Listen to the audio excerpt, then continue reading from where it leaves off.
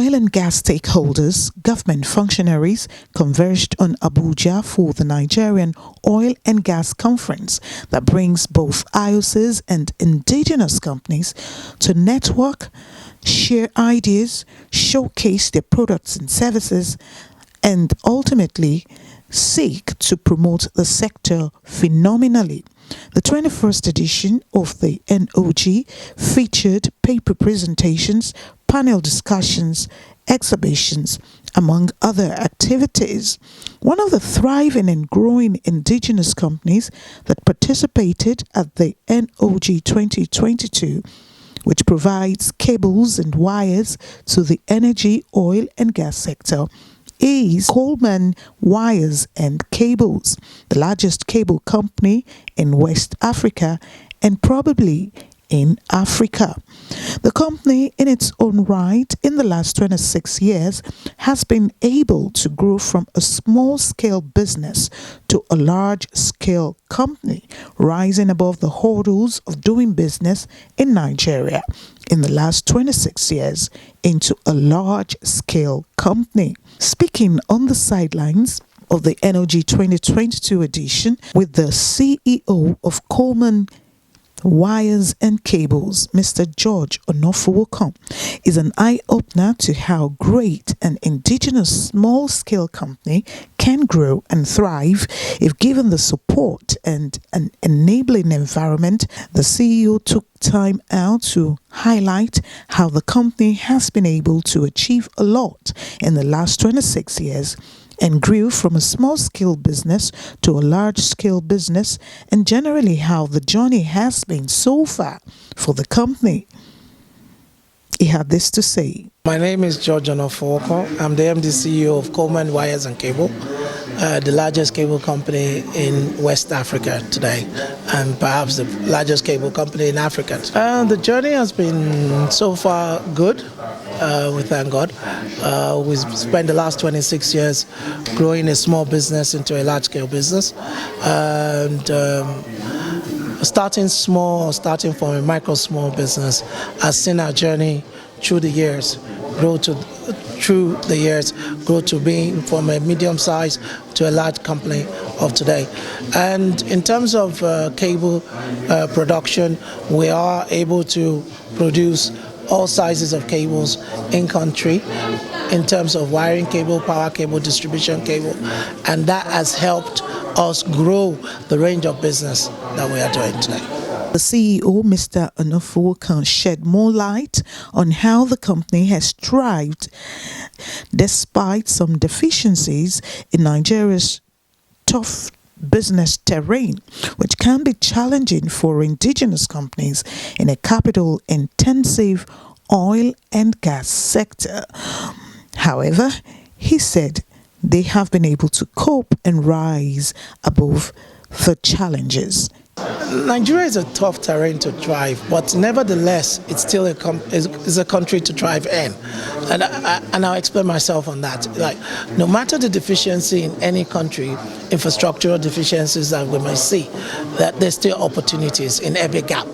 And that for us is what we've seen. We've been able to solve and mitigate all the gaps that we've seen and been able to allow ourselves grow the business properly, stabilize our business. Even in crisis, wherever we see risk, we're able to actually mitigate risk as we see it coming. And that has allowed us to stabilize, grow the business, expand the business, grow the workforce, train the workforce, and sustain business within this Nigerian economy as we see it. He highlighted their plan in the next 5 years for Coleman Wires and Cables and the new plans and products underway to boost and enrich the oil and gas terrain as regards wires and cables. I think for us, where we see ourselves in the next 5 years is really in terms of one, oil and gas, in terms of fiber optic cable, power cable, and most importantly, I think we see ourselves branching out into more of West Africa and Central Africa as export. So that's where we see our business growing to. And so first is for us to cover the whole of Nigeria, which we are doing so. And then the next thing is to cover other sectors and other regions. Mr. George Onofowokan took time out to explain the specific role Coleman wires and cables play in the oil and gas sector. He hinted on the new products underway from Coleman wires and cables. He described the soon-to-be launched or introduced products as game changers, which are namely the fiber optics and marine cables to meet demands in the oil and gas sector, and by extension, wherever such cables may be needed. Yeah, but in every infrastructure, which even oil and gas is, you still need cable. So even if you're building a refinery, you need to power the cable. So you have instrumentation cable, you have high voltage and low voltage, you have even fiber optic cable, which Coleman is now doing, has to be used for communication and data. So there's no business that you don't have an aspect of cable that will be used. And today, for instance, we're going to be doing marine cable. Marine cable is what is cable on the top side of every FPSO, which is a floating storage and production platform. So that itself changes the game, because in Africa today we'll be the second producer of marine cable. Okay, for Coleman, what is new coming up is definitely the fiber optics. We expect to actually be able to meet Nigeria's demand. We expect on our phase 2 to actually meet both Nigeria and West African demand. We'll be a company that can make fiber count up to 288 fiber count. It's a game changer because now you can solve problems on data and communication on the last mile in Nigeria and in West Africa. So that's the best first new thing.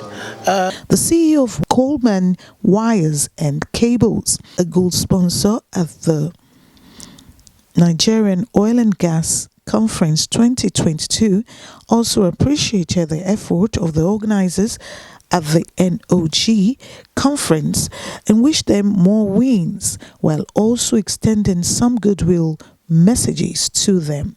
He encouraged other indigenous companies to maximize the opportunity to participate and expose themselves at NOG, where awareness is usually raised on their behalf about the products and services. I think for us to also look at, which is what associates us with the oil and gas, is to appreciate what the NOG has done over the years for us. It's making awareness. Why we're here, why are we a gold sponsor in a place like this? We're a manufacturer that is sitting on as a gold sponsor. If you look at the gold sponsors list, you actually see we're the only authentic manufacturer in that list. And that tells you that indigenous companies can grow. And this is where the benefit comes in for NOG. It brings up people like us into the limelight, into the market. It also allows us to benefit from the exposure in the market. So NOG is the best thing, really, for indigenous companies to expose themselves. I think they should continue to do it well. We complement them with the local content.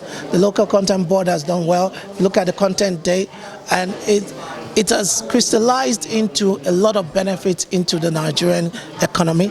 It has grown in terms of local content development in indigenous companies, and we're seeing a brighter light. So for me, for NOG, DWG, I think they've done a good job.